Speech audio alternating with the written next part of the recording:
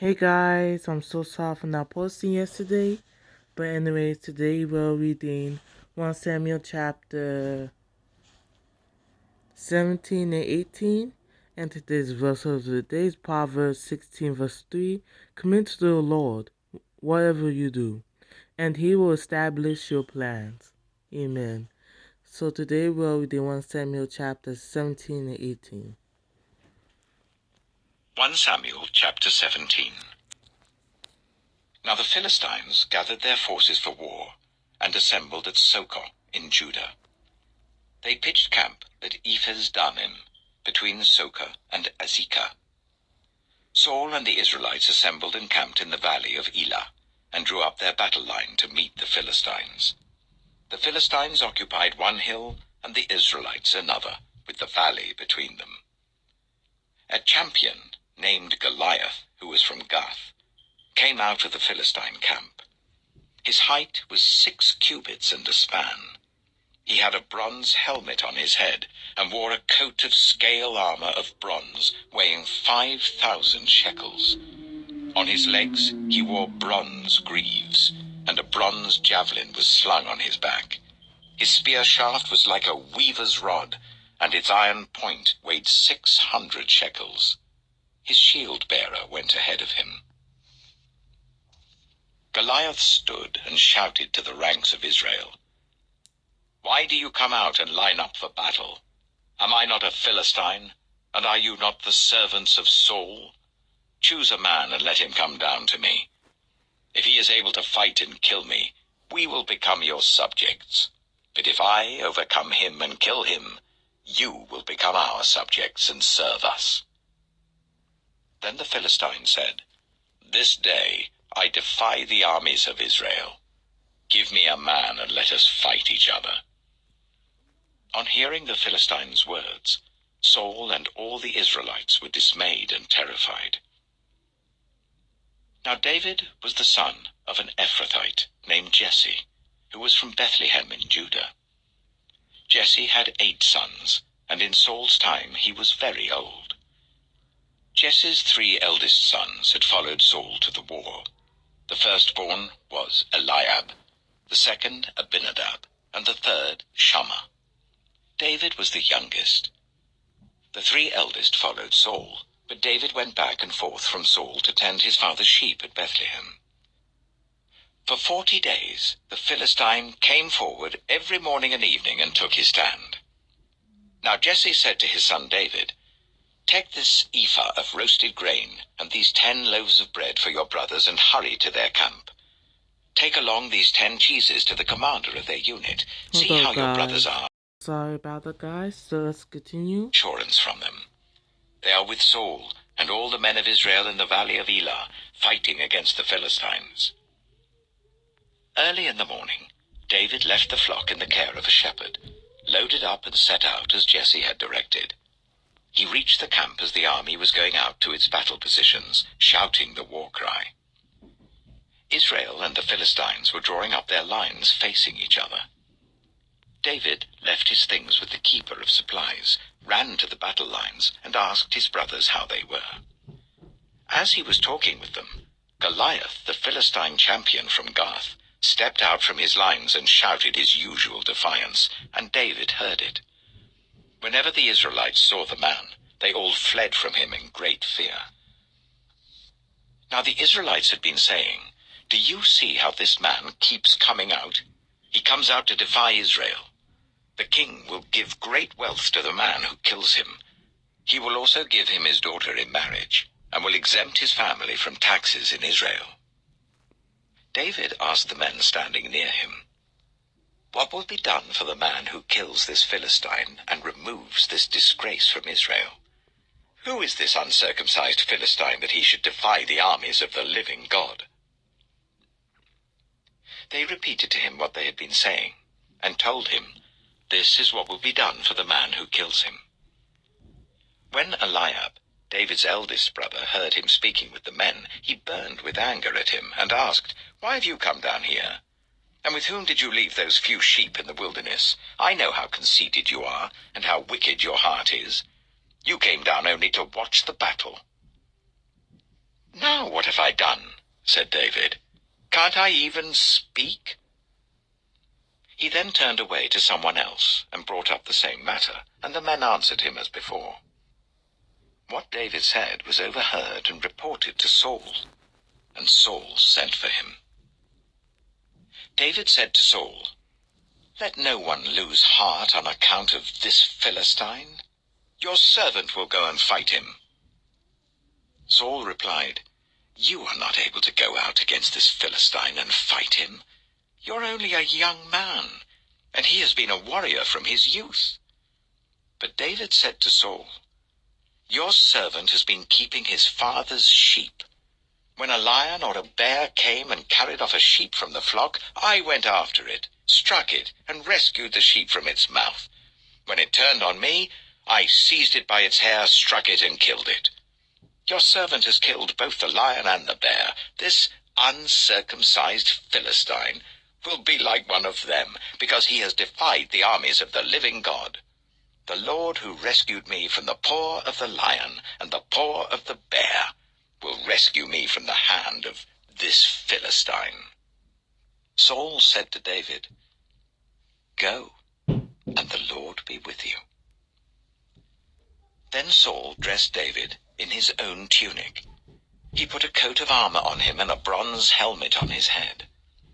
David fastened on his sword over the tunic and tried walking around because he was not used to them.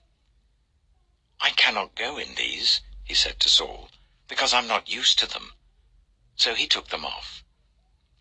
Then he took his staff in his hand, chose 5 smooth stones from the stream, put them in the pouch of his shepherd's bag, and with his sling in his hand, approached the Philistine. Meanwhile, the Philistine, with his shield-bearer in front of him, kept coming closer to David.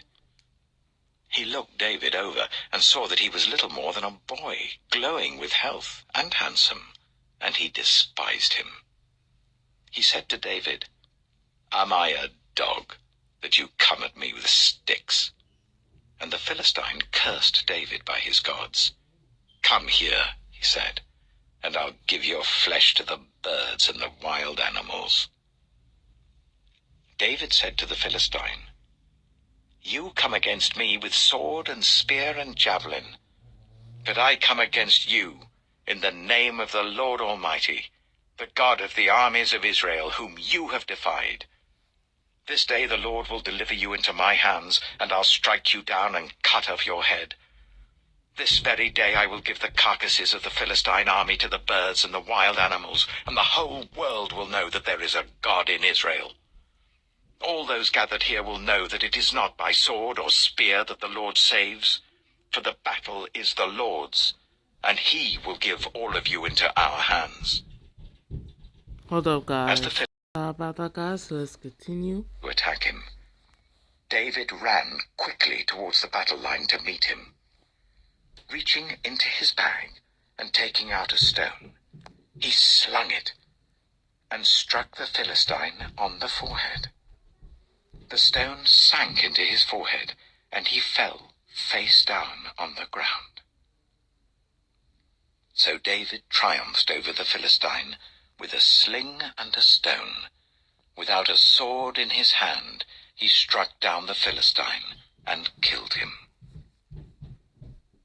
David ran and stood over him.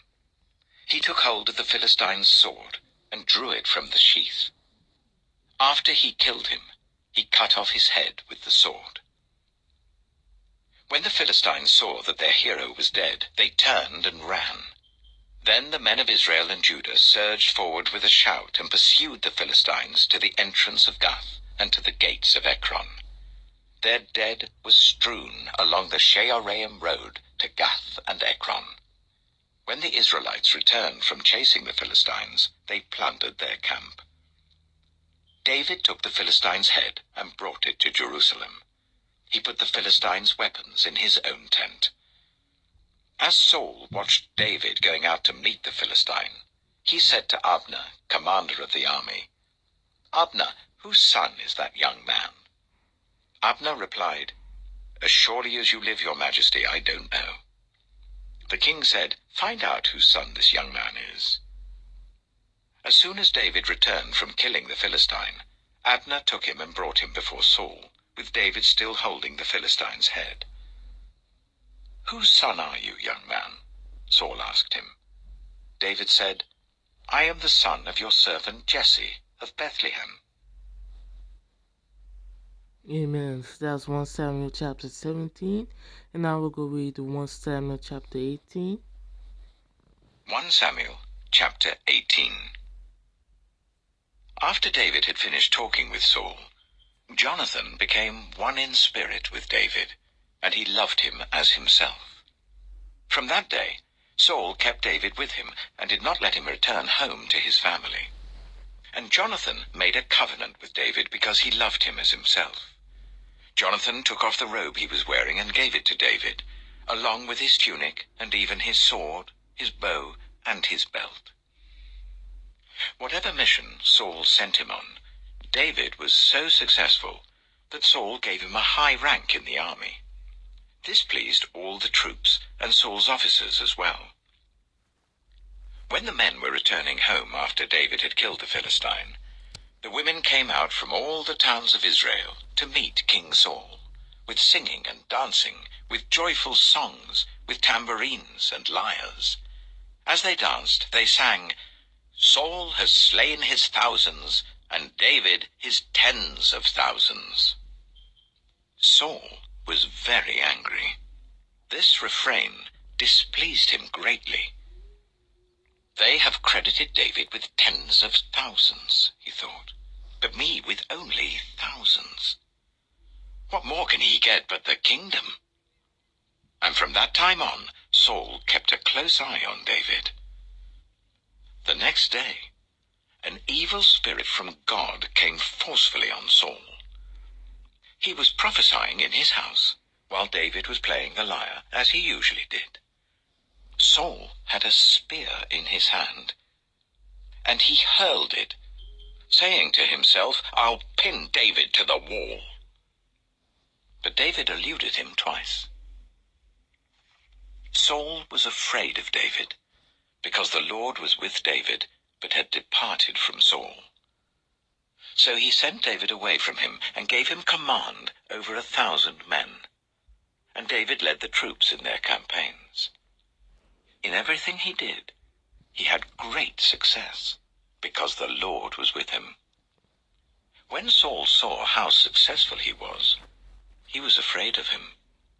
But all Israel and Judah loved David, because he led them in their campaigns. Saul said to David, "Here is my elder daughter, Merab. I will give her to you in marriage. Only serve me bravely and fight the battles of the Lord." For Saul said to himself, "I will not raise a hand against him. Let the Philistines do that." But David said to Saul, "Who am I, and what is my family or my clan in Israel, that I should become the king's son-in-law?" So when the time came for Merab, Saul's daughter, to be given to David, she was given in marriage to Adriel of Meholah. Now Saul's daughter, Michal, was in love with David, and when they told Saul about it, he was pleased. "I will give her to him," he thought, "so that she may be a snare to him, and so that the hand of the Philistines may be against him."